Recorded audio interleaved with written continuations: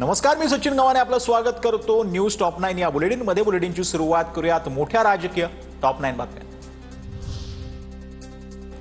पाक सोबत क्रिकेट खेळणार आता सिंदूर गेला कुठे, सैनिक मारले गेले त्यापेक्षा क्रिकेट मोठा आहे का? भारत पाकिस्तान क्रिकेट सामन्यावरून उद्धव ठाकरेंचा सरकारवर हल्ला।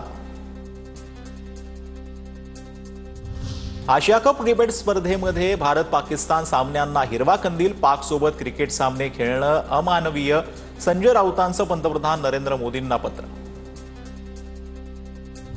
जावेद मियादादला यांनीच घरी बोलावलं, उद्धव ठाकरेंनी एकदा आरसा पाहावा आणि मग बोलावं, मुख्यमंत्री देवेंद्र फडणवीस यांचा टोला। बाळासाहेबांवर टीका करणं कितपत योग्य आहे हे जनता सांगेल, आदित्य ठाकरेंचं फडणवीसांना प्रत्युत्तर। ही बोगस जनता पार्टी, मतचोरीपासून सावध रहा, राहुल गांधींनी यांचा बुरका पाडला, उद्धव ठाकरेंचा सरकारवर निशाणा।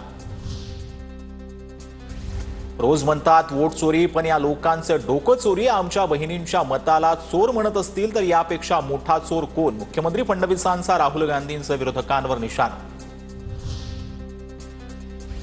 जनतेनं मतदान केलं पण आपल्यापर्यंत पोहोचलं नाही, मतांमध्ये गडबड, मत चोरी करून हे लोक सत्तेवर, राज ठाकरेंचा सरकारवर आरोप।